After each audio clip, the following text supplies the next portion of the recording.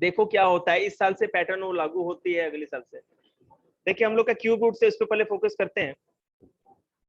मैंने cube roots में factorisation बता दिया था आप लोगों को। जहां से मैं स्टार्ट कर रहा हूं बेटा, आप वहां से समझने की कोशिश करो। इससे पीछे का जो है आपको देखते ही समझ में आ जाएगा वीडियो, ठीक है ना। और नहीं आएगा तो आपको समझा दिया जाएगा।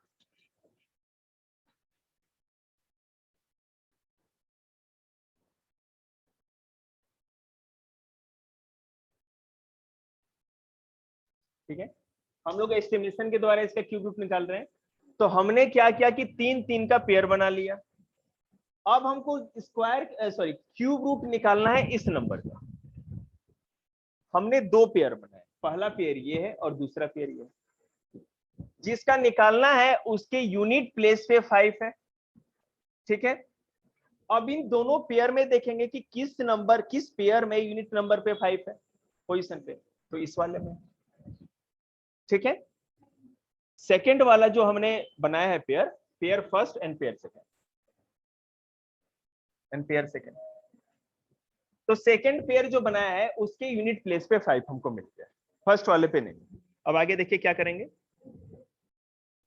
सिंस 375 एंड्स इन 5, देख रहे हैं 375 किससे 5 से एंड हो रहा है, okay. So it's cube root will end in 5। तो इसका मतलब कि इसका जो क्यूब रूट निकलेगा वो भी 5 से ही एंड होगा, जो कि पहले मैंने आप लोगों को बताया था कल के कॉन्सेप्ट पे। तो हम क्या करेंगे,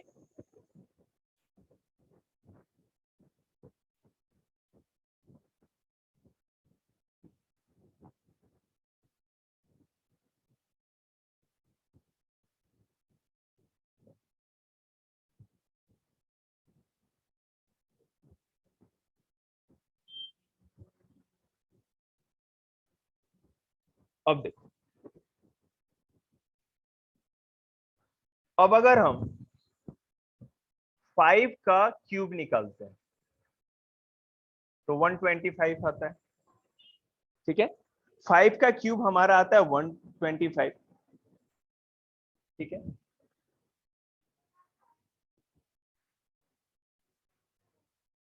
अच्छा एक सेकंड,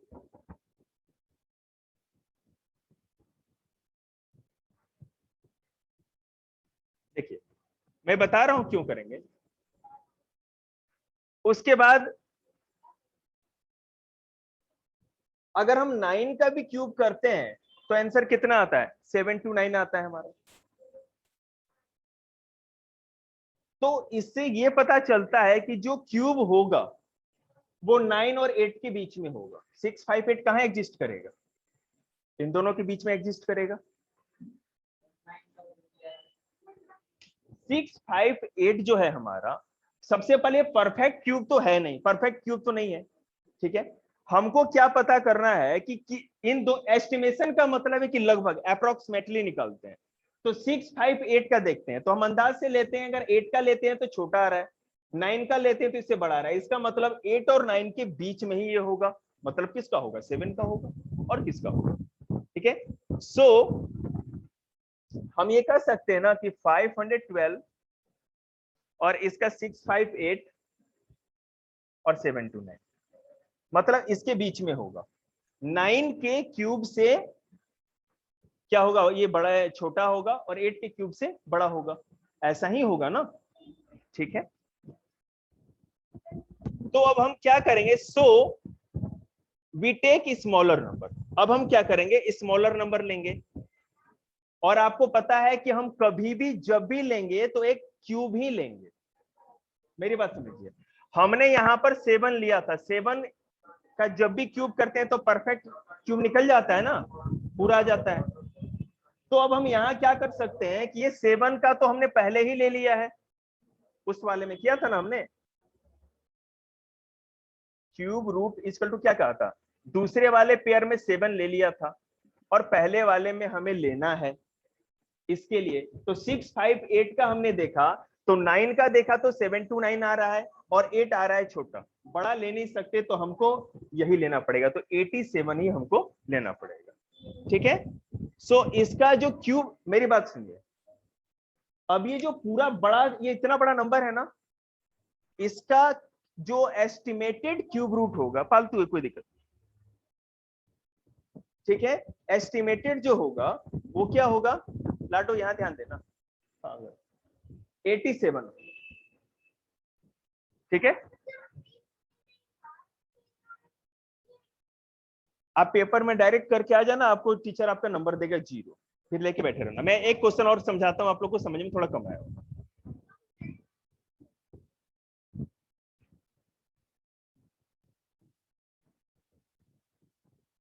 857 and 375, हम लोग क्या कर रहे हैं, एस्टिमेटेड कर रहे हैं, एस्टिमेशन कर रहे हैं।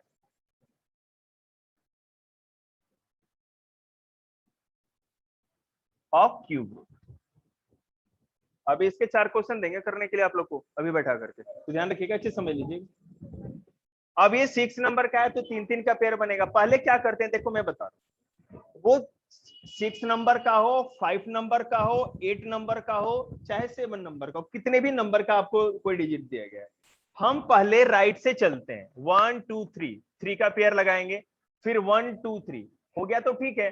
अगर मान लो कि 5 7 3 7 5 रहता तो पहले राइट से ही 3 का पेयर बना लेते और इसके बाद जितना बनता उसको छोड़ देते, ठीक है।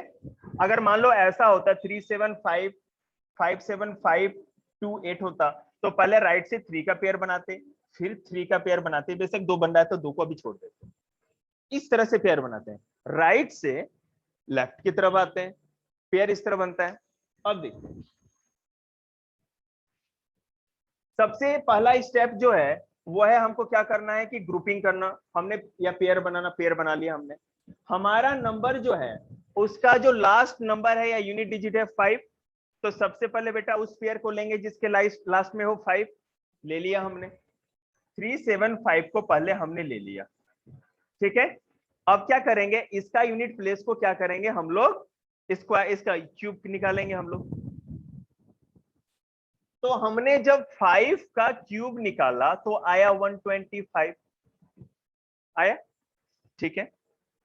अब इसका मतलब हम ये समझ गए कि जिस भी नंबर के लास्ट में, मतलब कि यूनिट प्लेस पे अगर 5 हो, ठीक है, यहां भी 5 है, यहां भी 5 है, और उसका क्यूब करें, क्यूब निकालें, तो जो क्यूब आएगा उसका लास्ट नंबर भी 5 होगा। अब इसका मतलब है 15 करो, 25 करो, 35 करो, जो भी नंबर आएगा उसका लास्ट नंबर 5 ही होगा। समझ में आया? कोई भी नंबर जिसका लास्ट नंबर अगर 5 हो तो उसका स्क्वायर क्यूब भी जो होगा उसका लास्ट नंबर 5 ही होगा। क्लियर है? ओके। अब हम क्या करेंगे, इसका मतलब क्यूब रूट जो था हमारा, हमको हमें निकालना था, जो एस्टिमेशन करना था, सेकेंड वाला पेयर हमने किया है, तो सेकेंड वाले की तरफ हम क्या करेंगे, 5 लिख देंगे और फर्स्ट वाला अब करके देखेंगे, ठीक है। इस वाले पूरे पेयर का एस्टिमेशन किया हमने, तो हमें पता चल गया कि वो 5 का जो क्यूब होगा उसी के अप्रोक्सीमेट। इतना क्लियर हो गया। अब सेकेंड नंबर को लेते हैं। सेकेंड नंबर है 857, ठीक है, 857। अब हम क्या करेंगे, जब दूसरे वाले नंबर को करके देखते हैं ना, तो हम डायरेक्ट एस्टिमेशन करने की कोशिश करते हैं, हमको वो काम करने की अब जरूरत नहीं। अब देखिए कैसे,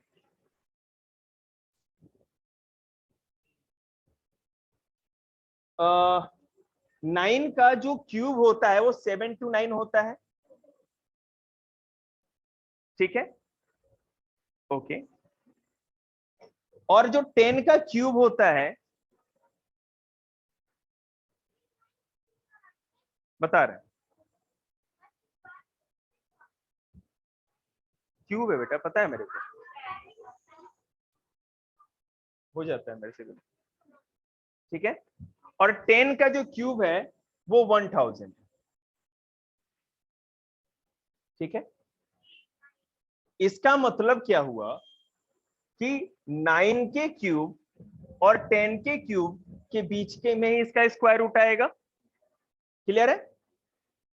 तो हम ऐसा लिख सकते हैं कि जो 857 है वो 9 के क्यूब रूट से बड़ा है,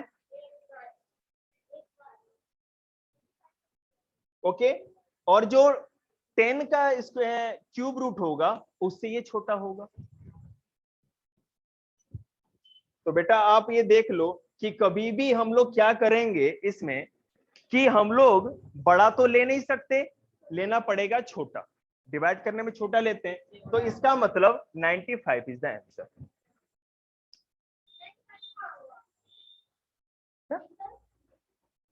तू पागल है? मेरी बात सुन, इससे कम होना चाहिए, ज्यादा नहीं हो सकता एस्टिमेशन। मेरी बात सुनिए, सिंपल सा, उसको छोड़ दीजिए, अपनी बात छोड़िए, हटाइए। मैं कहूं कि 9 को डिवाइड करना है आपको, ठीक है ना, 4 से, तो 4 1 जा 4, 4 2 जा 8, 4 3 जा 12। इस तरह करेंगे क्या?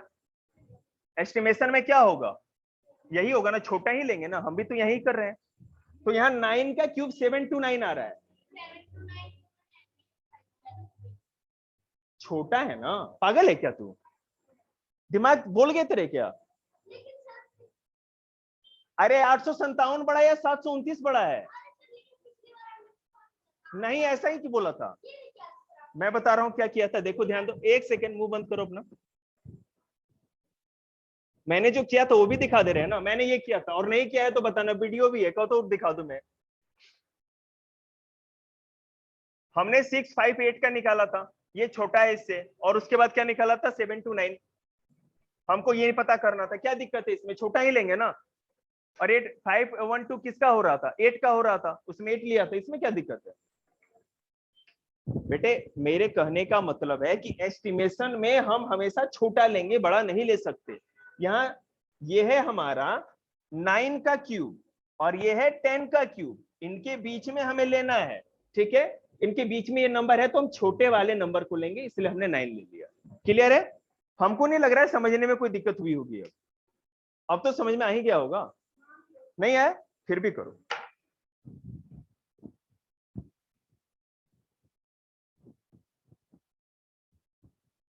रिकॉर्डिंग भी करते रहे।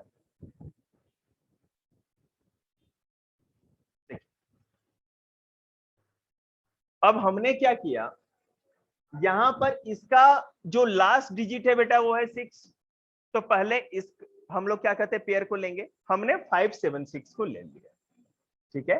जैसा कि मैंने बताया था लास्ट डिजिट 6 है, इसका स्क्वायर कर दे, सॉरी क्यूब करेंगे हम लोग, ठीक है। तो 6 का जो क्यूब होगा वो कितना आ जाएगा बताइए? 216 आएगा, 216। तो एक चीज तो प्रूव होगी ना कि जिस भी डिजिट के लास्ट में 6 होगा, हाँ, हाँ बिल्कुल। तो बेटा जो क्यूब रूट हमें निकालना है उसका एक चीज पता चल गया कि लास्ट में तो 6 आएगा, पहले वाला भी हम देखेंगे। अपन ये समझ, यहां पर एक ये नंबर था बड़ा सा, इसका जब हमने क्यूब रूट निकाला जो भी, तो ये 6 है। 576 में का भी अगर जैसे हम निकालेंगे, मैंने 6 का निकाला तो 206, मतलब कि अगर कोई भी ऐसा नंबर जिसके लास्ट में 6 होगा, वो 16 हो, 26 हो, 36 हो, चाहे इतना बड़ा नंबर भी क्यों ना हो, इसका मतलब जो उसका एंड होगा, लास्ट जो डिजिट होगा वो 6 होगा, ठीक है। अब हम दूसरे वाले पे चलते हैं।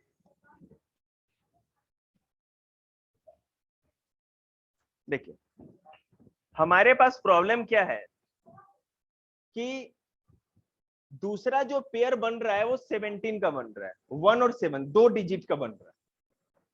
हम इसमें प्राइम फैक्टराइजेशन वाला मेथड को नहीं अपनाएंगे।